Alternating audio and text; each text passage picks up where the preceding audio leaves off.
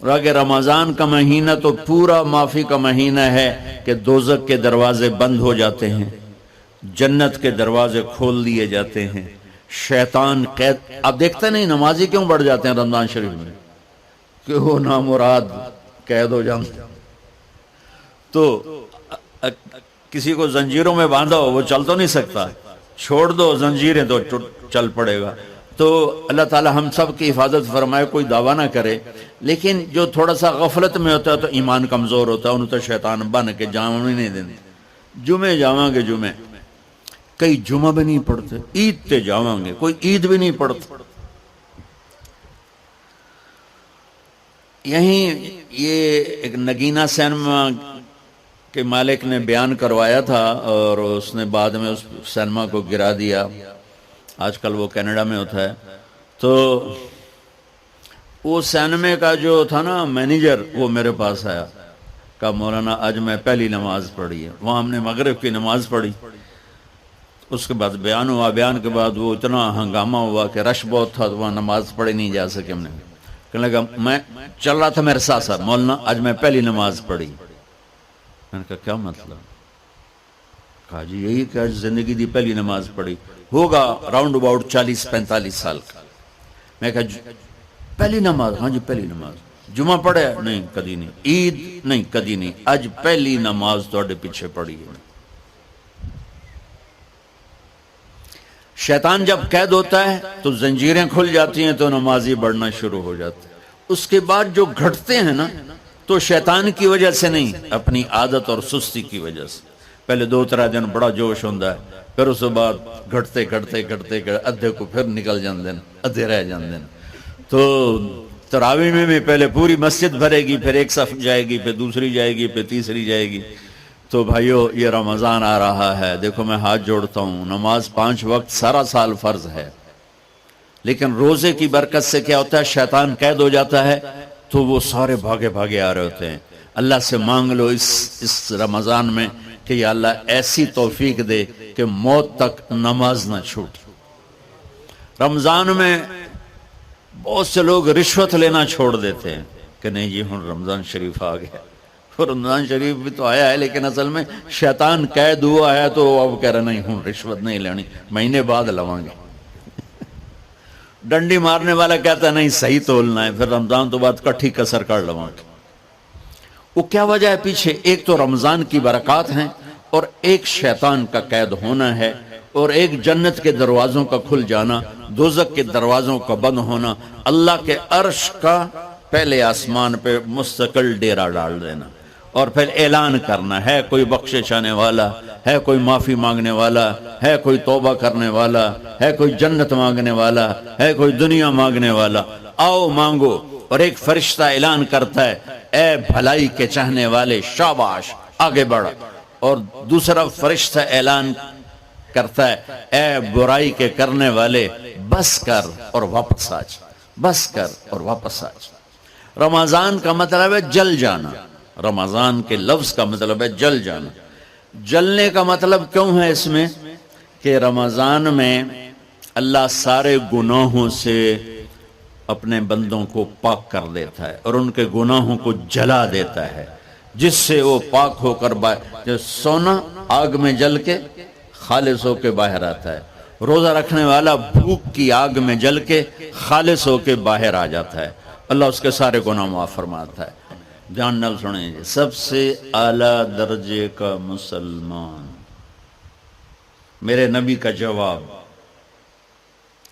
جو سارا دن مصلی پہ بیٹھا رہے، جو ہر سال حج عمرہ کرے، جو مسجد سے نہ نکلے، جو رات کو قرآن پڑھے دن میں روزے رکھے.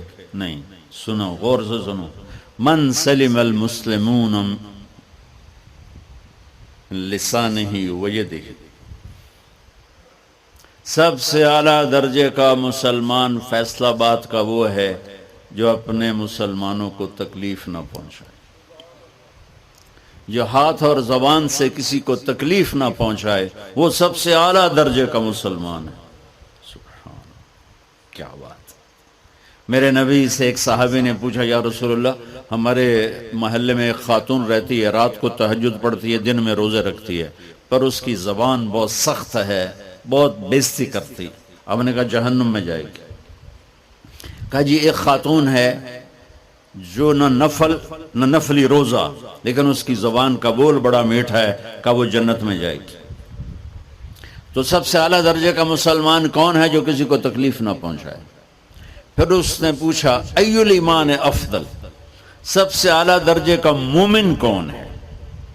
تو آپ نے فرمایا حسن الاخلاق، جس کے اخلاق اچھے ہوں وہ سب سے اعلیٰ درجے کا ایمان والا ہے. کیونکہ تکلیف نہ پہنچانا اخلاق کی ایک صفت ہے، اور اخلاق کی بے شمار اقسام. میرے نبی نے فرمایا اچھے اخلاق 360 صفات کا نام ہے. ایک صفت بھی کسی مسلمان مرد عورت کے اندر ہوگی تو جنت میں چلا جائے گا. سامنے ابو بکر بیٹھے تھے، کہنے لگے یا رسول اللہ کو میرے اندر بھی ہے؟ تو آپ نے فرمایا تیرے اندر ساری ہے، ساری تیرے اندر ساری. تو ابتدا بھی بتا دی، انتہا بھی بتا دی. اور عبادت بھی مسلمان کو اخلاق تک پہنچاتی ہے. اب سنو قرآن سے، اللہ تعالیٰ انسان کسے کہتا ہے؟ ایمان والوں کو. ان الذین کفروا من اہل الکتاب والمشرکین فی نار جہنم خالدین فیہا اولئک ہم شر البریہ. سب سے بدترین مخلوق وہ ہے جو اللہ کو نہ مانے، جو اللہ کہ دین کو نہ مانے. آپ نے کہا وہ سب سے بدترین مخلوق. تو لا الہ الا اللہ محمد رسول اللہ ہمیں انسانیت میں داخل کرتا ہے. انسان ہے ہی وہ جو لا الہ الا اللہ محمد رسول اللہ کا کلمہ پڑھتا ہو. میرے رب کے نزدیک نماز کیا ہے؟ نماز کیا ہے؟ بول بھائی. ہاں، میرا اللہ کہتا ہے ان الصلاۃ تنہا. اب آئی نہیں چل رہا.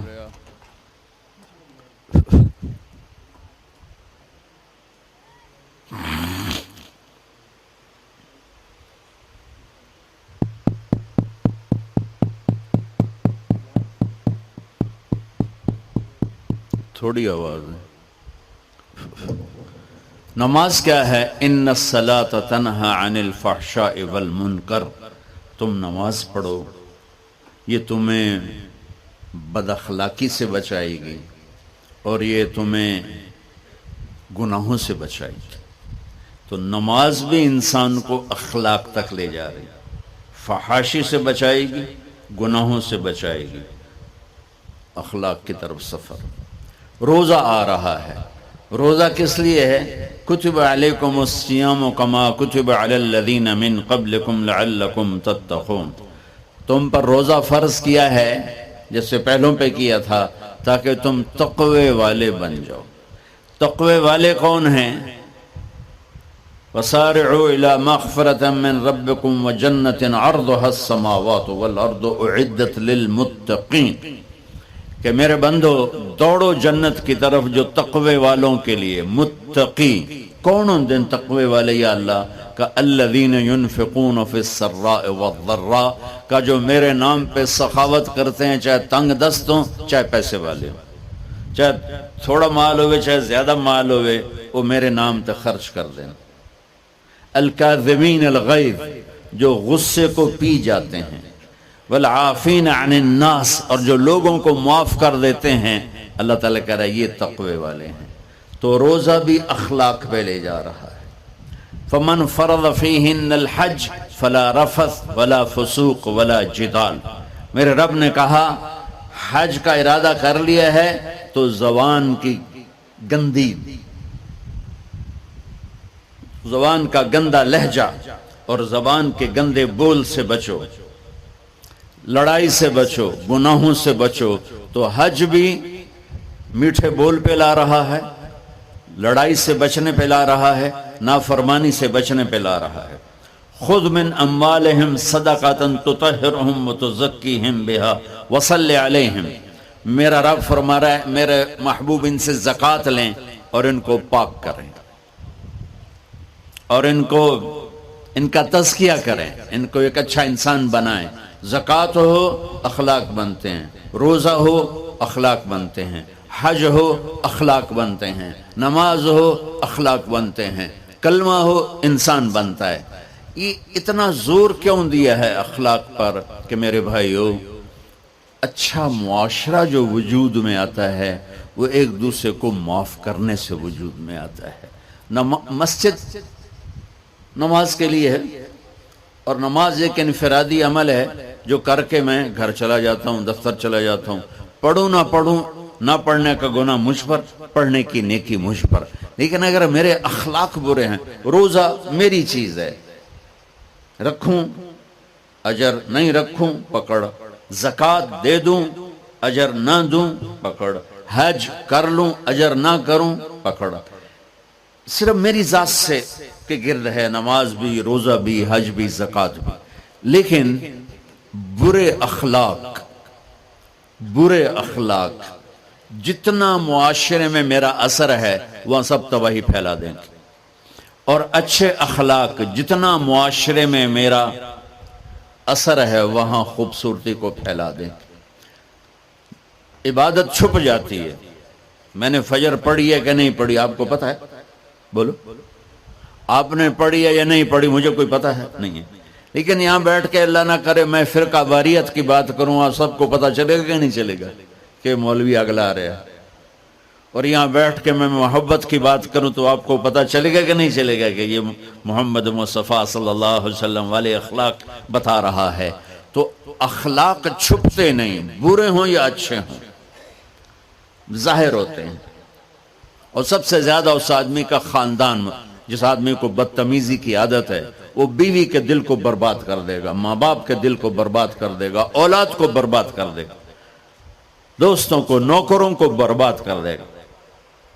اس کے نوکر سامنے کہیں گے میاں صاحب، شیخ صاحب، سیٹھ صاحب، خان صاحب، اتھے جا کے گالی کڈھن گے۔